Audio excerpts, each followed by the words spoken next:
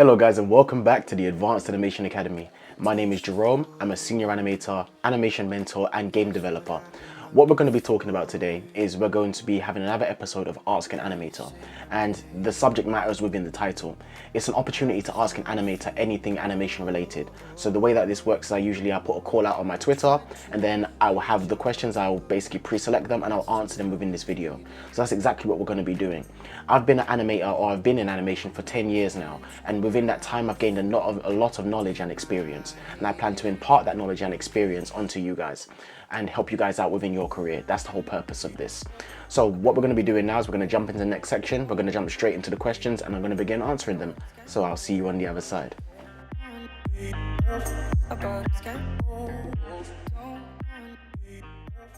Okay, so our first question comes from Ty, and I believe your Twitter handle is Ty Lego Maniac. Okay, cool. So let's answer your question. Your question reads as follows: How much time do you tend to spend in the planning phase, reference gathering, identifying personality, storyboards of your animations? And what do you think is the most important to nail down in those early phases to make the actual animating less daunting? Okay. Of all of those methods, I would say, okay, let me start again. The time I spend planning my shots, it will vary from shot to shot. So something like making a character run and vault over a wall will take less planning and prep than reference for basically making a full fight scene. That just makes sense. I think the longer you spend planning and gathering reference material, storyboarding, creating character sheets / vision boards to visualize their personality, it will provide you with a clear direction and that in itself will make animating less daunting. Because one of the things that makes animating challenging, especially when you're doing something that you've not done before, is that you don't have a clear direction. You don't know what you should use as reference and you don't know what direction to go in. It's almost like trying to get into your car or getting onto a motorcycle and saying to you, hey, go across country to this direction, but you have no GPS or no map of how to get there. Your reference material and all this planning essentially provides a map for you to know exactly where it is that you want to go. So what I would say to you to do, or what I would advise rather, is that you try all of these methods. So that would be storyboarding, creating a vision board for your character's personality, and making an animatic, just anything that you can use as like pre-production and planning. I would advise that you do that because it will provide you with clear direction. And what will also happen is that because you're a new animator, you're basically discovering your own workflow and what methods best work for you. Because as you become a more experienced animator, what you'll find is that a method that works for me won't necessarily work for you, or it won't work as well for you, or be the most efficient rather. So let me give you an example. When I create a complex shot, one method that I like to use something called a scene layout. Now, a scene layout is quite simply just getting basic geometry and animating that as if it were the characters within the scene. Because what that allows me to do, it allows me to iterate fast and get my ideas down very quickly. It does lack detail, but when it comes time for me to actually block out the animation, all of the motion is there ready for me to visualize, and I can iterate on it as while I'm actually animating my actual characters.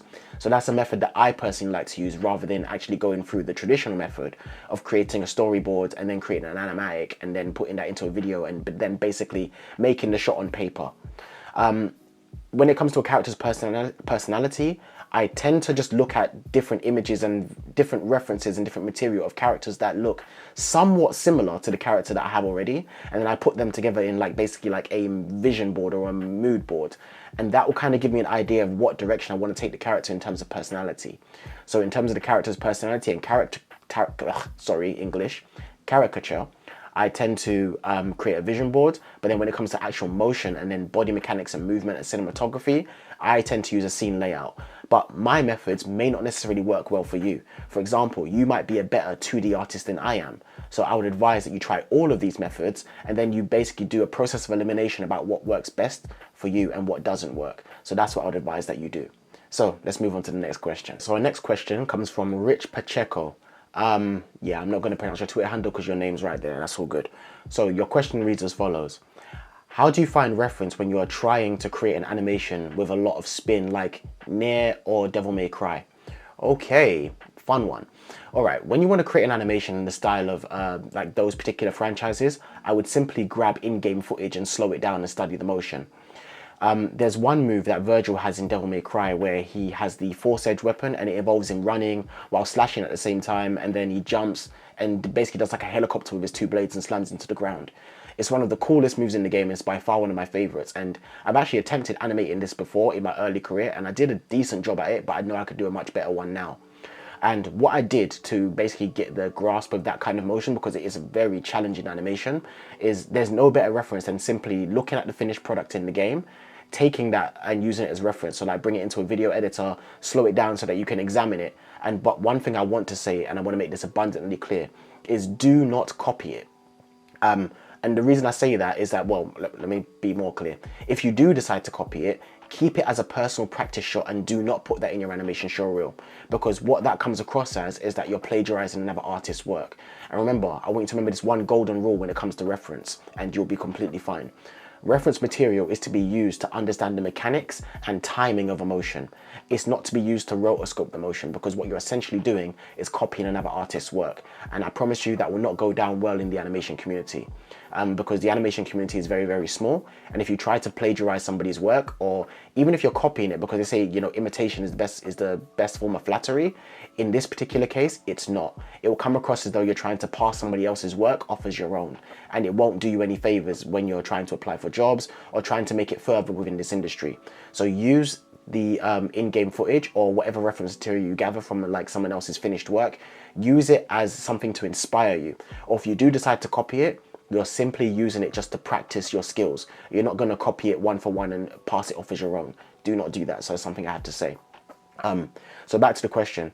Use that reference of the in-game footage, slow it down and use that as a source, and find other moves like that, so you can look at things like anime, cartoons, other video games that are within a similar style, and use that to inspire your work. And honestly, when it comes to motion like that, if you do that, take your time with it. You're going to make mistakes, but enjoy the process, and I wish you the best of luck. So let's move on to the next question. So our next question comes from Nazarano, and he also has commissions open. So if you need some work from him, I believe he's an artist as well. So if you need some work from them, then feel free to hit them up.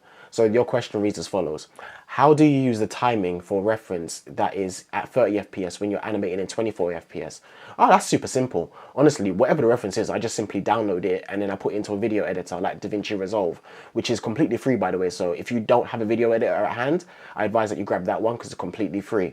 Then I would simply import my reference into the project at 24 frames per second, because what it's going to do is basically going to retime it for me, and it's going to maintain the same visual timing in my eyes and your eyes as the original video was at 30 FPS. So essentially this does all the work for you. Then you can just re-export the reference, and then you can use that as a one-to-one guide on your timing.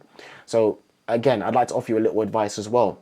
Like I said in the last question, when you're using your reference, it's not to be copied. It's simply to use as a base to gain an understanding of the timing and mechanics of the motion. I just need to make that very, very clear. The reason that this is important is because often when you're animating live action reference, it doesn't translate well into 3D. And the timing will need to be exaggerated, and the poses will also need to be pushed in order for you to get the motion to look very appealing in 3D. This is the exact reason why you can't just take raw motion capture, throw it on your character and you're good to go. No, it requires to be heavily edited by a professional animator. So that will include improving the timing or adjusting the timing, and then improving the poses as well. That's a general basic pass that you would do on like raw mocap, and I'm going to use that as an example because raw mocap is a good idea of, you know, like you just basically taking something that was in real life and applying it straight to 3D. It often doesn't look very good on its own, and it requires the work of an animator or an animator's eye to bring out its full beauty. So I just wanted to use that to kind of answer your question. So with that being said and done, let's move on to the next one. So the next question comes from Everyone Theorist, and it reads as follows. How do you get a good workflow going for animation? And I don't know exactly how to word this, but how do you effectively use your frames?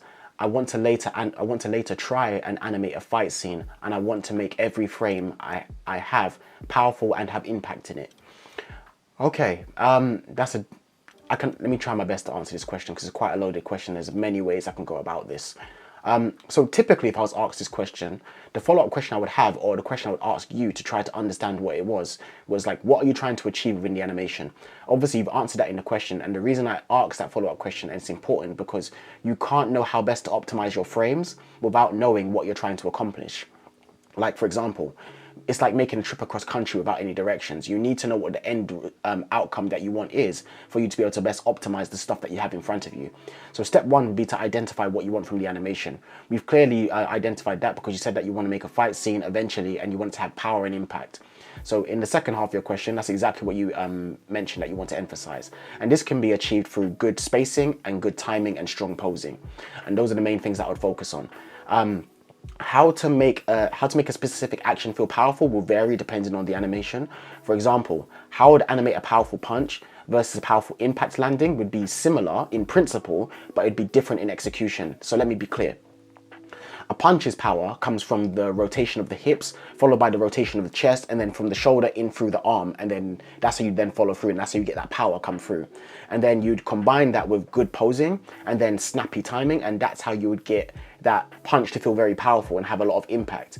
A second part of that punch having impact is going to be what it's actually hitting, what that's going to react with. So if the reaction from let's say the character that's being punched is going to be a heavy impact, if the impact is light and it isn't proportionate with the amount of force that's exuded with the punch, it won't read as very powerful. So this should give you an idea of what you need to do to create like a powerful punch. But whereas if I was trying to go for a landing animation, it'd be more about the speed in which my character hits the ground. So that would be in terms of my spacing and my frames. And then it would be how much the body reacts after it's hit the ground, because as you can understand that when you impact the ground, the body's naturally going to have some recoil and it's going to react. As basically the energy is traveling up through the body. So that's something that you're going to want to exaggerate as well. So you can see there that you have two different things that require impact. In principle, they're the same, where they require, exaggerated timing, good spacing and good posing. But the execution of how you're actually going to go about them is very, very different. So you need to study basically the mechanics of the motion that you want to create, and then you're going to use that to create impact and basically powerful frames. One thing I would say as well is that when you're creating a fight scene, is that not every single thing needs to be impactful and powerful. The actual strikes, blocks, and impacts need to be impactful and powerful, but not every single motion needs to be like that. Because what you're going to end up doing is that you might have good individual frames, but animation is not made by good individual frames. It's made by a good flow of motion. So you want to basically establish what your key poses are. And your key poses, or your golden/hero poses, you're going to make those be very, very appealing. So the way that I tend to work with those things like that is I draw over them in something like Sync Sketch, or I use the Epic Pen tool to draw over my screen, and I'll make my poses feel more impactful in 2D, and then I'll apply that to 3D, and that will help my poses feel more impactful. So I hope that answers your question. If you want me to answer this more directly, this is actually something that I teach basically in the Power of Posing, which is week 4 of my body mechanics course. So yeah, if you want to check that out, you can find how I do impact. So I cover a week on impact specifically, and I also cover something called the Power of Posing, which is in week 4, which will go over my workflow about how I push my animations to make them feel more impactful and just overall more appealing. So when you combine those two, you're going to get much better animations. An alternative is if you want me to show you this specifically, like in a one-to-one lesson, I do run an animation mentorship, so I'd be happy to teach you it directly as well. So I hope that answers your question. So let's move on to the next one. All right, so our final question comes from Pepper. So the question reads as follows. How do you plan an action scene, like a 1v1 type scene? Okay, that's no problem. I've actually touched on this a little bit in one of my earlier questions, but if you want a specific approach to create, my specific approach is to create a scene layout. This is where I use simple geometry to map out the motion of characters, and I spend a significant amount of time iterating this until I have basically what I'm looking for. So I'm just using something basic geometry, such as like rectangles, spheres, anything that's going to give me the rough shape of my character. And I use this for both characters and creatures as well. In fact, I'll throw some of it on screen right now so you can kind of see what my general process is. And this just allows me to visualize it more, but more or less visualize the final shot in terms of the cinematography and the choreography. And then I'll reference in my rigs, and then I'll begin animating them section by section. Actually, there's actually a video on my channel where I've gone through this entire process. It was for my assassin fight scene. So you can have a look at that as well, and you'll see like my specific process of going through that. Alternatively, this is something that I cover in my animation courses as well, so that's something you can check out. Specifically, I cover this in my body mechanics course. So in the video that I'm going to tell you to go to my channel, which is the animation masterclass of the Assassin versus War. That's going to be roughly about an hour's video, so it's going to go into quite some detail, so I advise that you check that out. But if you want even more detail, it's something that I cover over several weeks in my body mechanics animation course. I spend about 4 weeks covering this topic, and by the end of it, you end up having a really nice shot. So I kind of guide you through how I make a really cool body mechanics shot, or a fight scene rather. Well, it's like a fight scene takedown, and I go through that step by step. So that's something that you want to check out as well. So I actually advise that you check out both, but you're more than welcome to do whatever's best suited for you.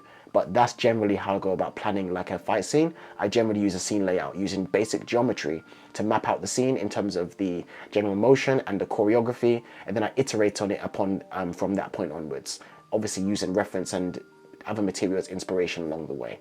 So that basically covers everything that I wanted to talk about today, and all the questions that I want to answer for today, because this video is getting quite lengthy and I don't want it to be too long. And I do have some more questions, but I'm going to save them for a separate video. So it's been a pleasure, guys. And yeah, I just want to say that if you guys want to improve your animation skills, I do have animation courses and a mentorship program that is dedicated to helping animators just like you improve your skills. I've helped many other animators, so I'm very sure that I can do the same for you. The courses are available on my site at advancedanimationacademy.com. And yeah, check it out. It'll be of great help to you, and many animators have found it very, very useful, and it's helped some animators even land their first job.